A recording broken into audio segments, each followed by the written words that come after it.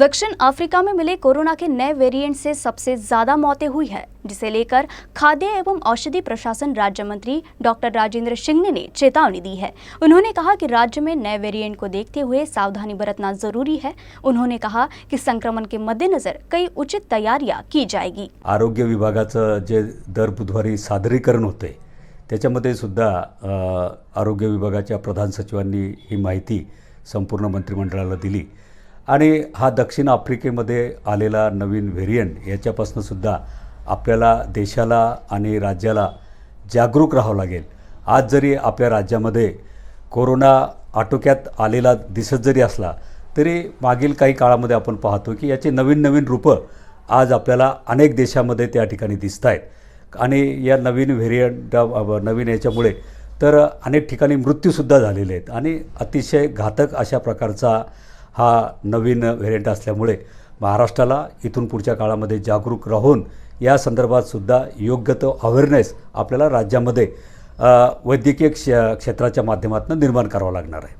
अमरावती में 2 वाहक और 2 चालक के साथ एसटी की 2 फेरियां निकाली गई। साथ ही 246 प्रशासनिक और कुल 250 कर्मचारी काम पर लौटे हैं। हालांकि अब भी अमरावती में चालकों, वाहकों और तकनीकी कर्मियों की हड़ताल जारी है। अमरावती जिले में 20 दिन बाद 2 बसें यात्रियों को लेकर अमरावती डिपो से रवाना हुई। 4 ड्राइवर और करियर में कुल 250 कर्मचारी और 246 प्रशासनिक कर्मचारी काम पर आए हैं। चालकों के आने के कारण एसटी अधिकारियों ने पहली बस अमरावती से तिवसा के लिए शाम 4 बजे और दूसरी बस अमरावती से मोर्शी के लिए थोड़ी देर बाद रवाना की गई। इस दौरान बस स्टैंड पर पुलिस और एसटी के अधिकारी मौजूद रहे। अब भी जिले के वाहन चालक और मालवाहक हड़ताल पर डटे हैं। आमच्या एसट्या बाहेर काढतात, कशा काढत आहेत की मग त्यांच्या गाड्या येतात साहेब वरिष्ठ अधिकाऱ्यांच्या, मग लपून त्या गाड्या काढल्या जातात, कुणाला सांगितलं जात, त्याच्यावर रूट बोर्ड नाही लावला जात। आणि फक्त काल 2 गाड्या ज्या निघाल्या होत्या त्या 2 गाड्या, एक गाडी तिवसा मार्गे आणि दुसरी गाडी मोर्शी मार्गे निघाली होती। या दोन्ही गाड्यांचं टोटल इन्कम फक्त कालच्या दिवसाला फक्त 1200 रुपये होतं। या 1200 रुपयामध्ये 2 गाड्यांचं डिझेल पण निघत नाही। तर म्हणजे हा चोरी लपीचा प्रॉब्लेम। आणि आता सध्या आजच्या घडीला सुद्धा 3 गाड्या आमच्या इथून काढल्या गेल्या, त्या पण अशाच पद्धतीने छुप्या पद्धतीने काढल्या गेल्या आहे। त्या छुप्या पद्धतीने काढलेल्या गाड्या ज्या अशा होत्या की एक दर्यापूर मार्गे, एक वरुड मार्गे, एक तिवसा मार्गे अशी गाडी काढली गेलेली आहे। ह्या पण गाड्या याच पद्धतीने म्हणजे लालपरीला आता लपून छपून काढण्याची पाळी आलेली आहे का? म्हणजे सरकार आमच्यावर कुठला दडपण आणि दबाव टाकत आहे? असं काही झालं दबावाचं तंत्र जरी यांनी वापरलं आमच्यावर तरी या दबावाला आम्ही जुमानणार नाही आहे। हा आमचा लढा विलिनीकरणापर्यंत ठामच राहणार आणि हा संप असाच चालणार आहे।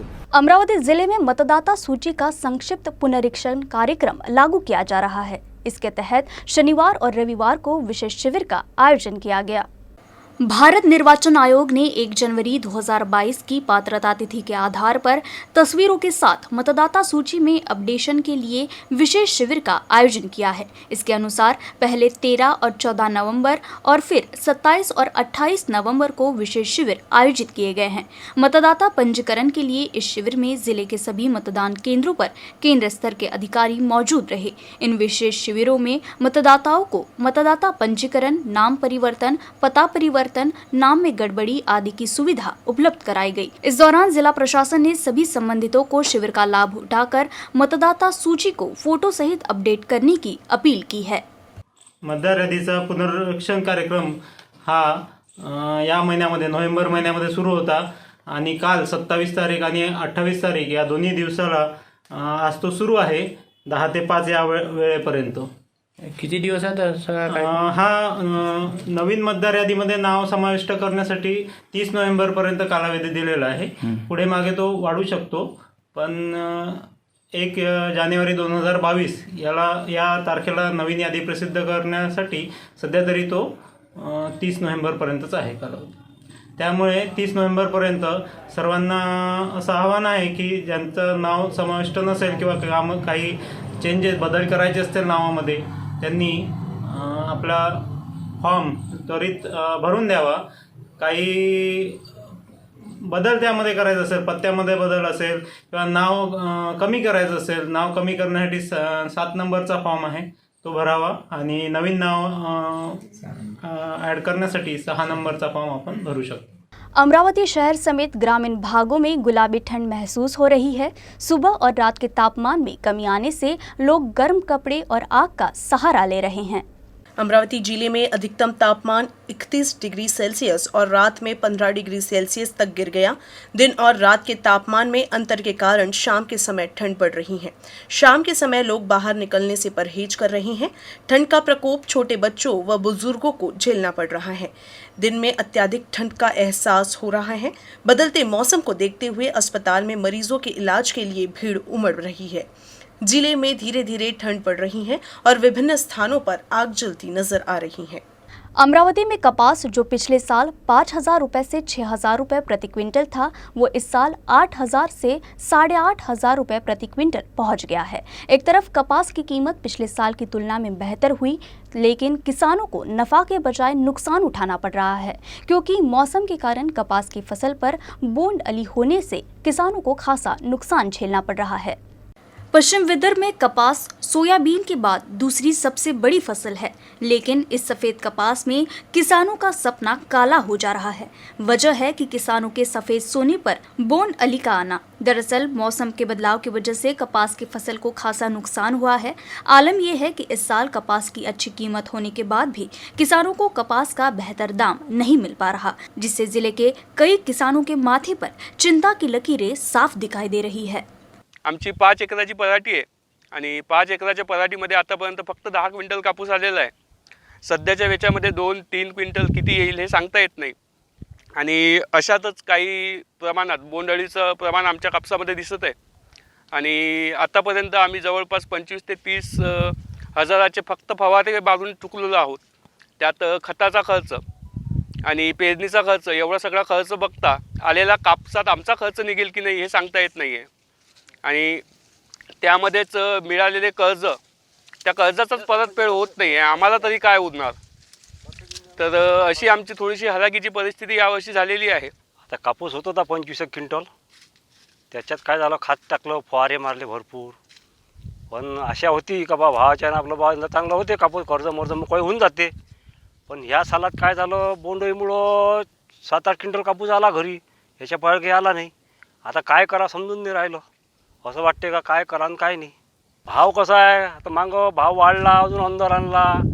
आता आपल्या जो आहे 7-8 क्विंटल कापूस इकावं का नाही इकावं, कर्ज फिटत नाही, कर्जामुळं कावला माणूस, विचार झाला, काही समजून नाही राहिलं काहीच। मागच्या वर्षी बोंडअळी होती त्यावेळेस तसंच परिस्थिती झाली। 3 वर्षापासून तर कर्ज नाही मोकळे होऊन राहिलो। हा बँक कर्ज काढते, आपल्याला पुरवठा करून एक रुपया आपल्याला देत नाही, आपल्या अंगावर खुलून देते करू करू करू करू, तो काय करा, काय ना पैसे भरा बँकेचे, आम्हाला समजून नहीं राहिलो।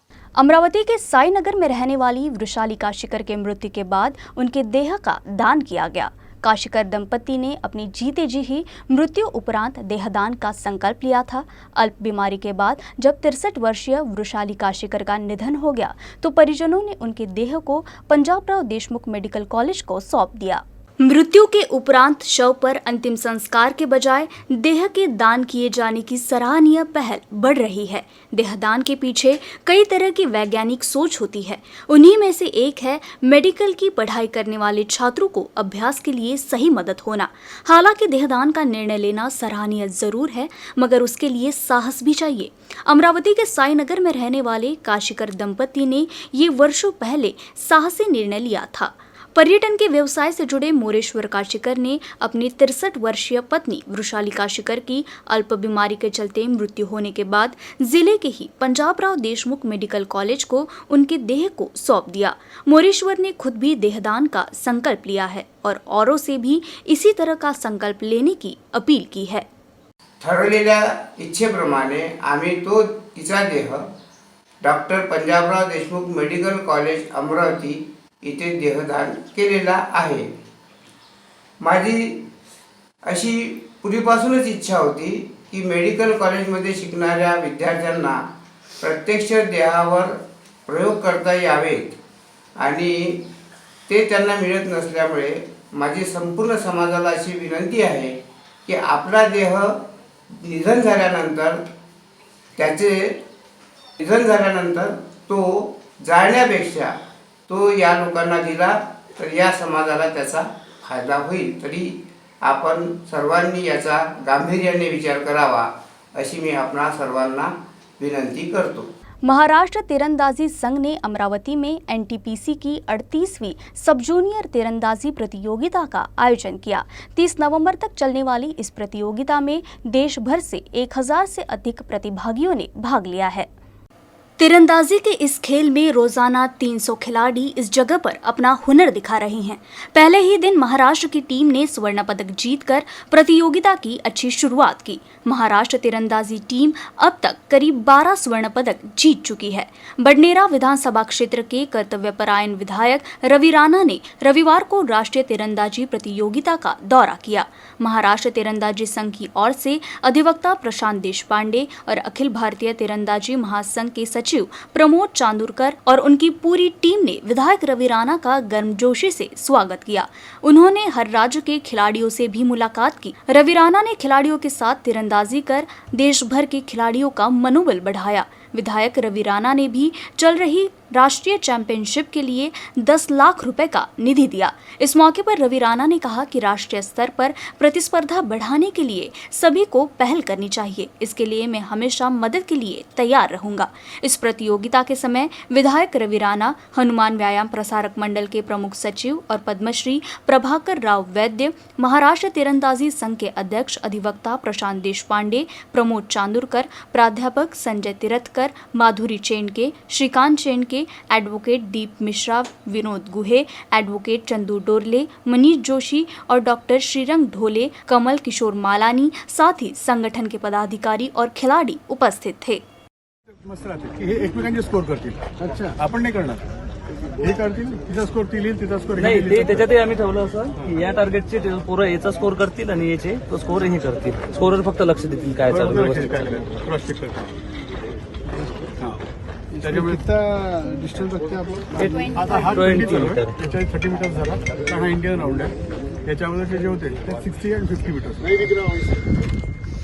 अमरावती के देशमुख लॉन क्षेत्र में अस्थायी पुलिस चौकी स्थापित करने का निर्णय पुलिस विभाग ने लिया। यहाँ सुबह 6 बजे से रात 10 बजे तक पुलिस तैनात रहेगी।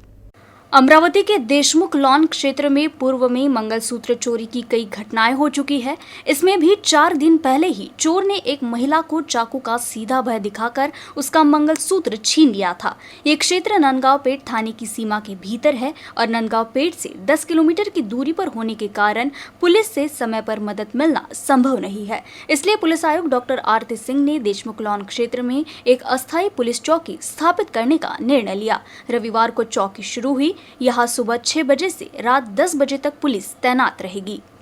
अमरावती के शेगांव नाका चौक पर चर्मकार स्टॉल में खाना बनाते समय सिलेंडर फट गया। हालांकि गनीमत रही कि इस हादसे में कोई जनहानि नहीं हुई है।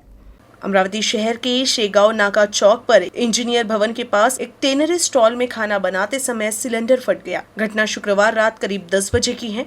पुलिस को घटना की सूचना मिलते ही फायर ब्रिगेड को सूचना दी गई। घटना में किसी के हताहत होने की सूचना नहीं है। सिलेंडर फटते ही केबल फट गया। रात के समय ट्रैफिक हल्का था। विस्फोट में खाने के स्टॉल जलकर खाक हो गए। मौके पर पहुंची दमकल विभाग ने आग पर काबू पाने का प्रयास किया। घटना में किसी के हताहत होने की सूचना नहीं है। यूसीएन न्यूज के अमरावती बुलेटिन में फिलहाल के लिए बस इतना ही। खबरों से जुड़े रहने के लिए देखते रहिए यूसीएन न्यूज।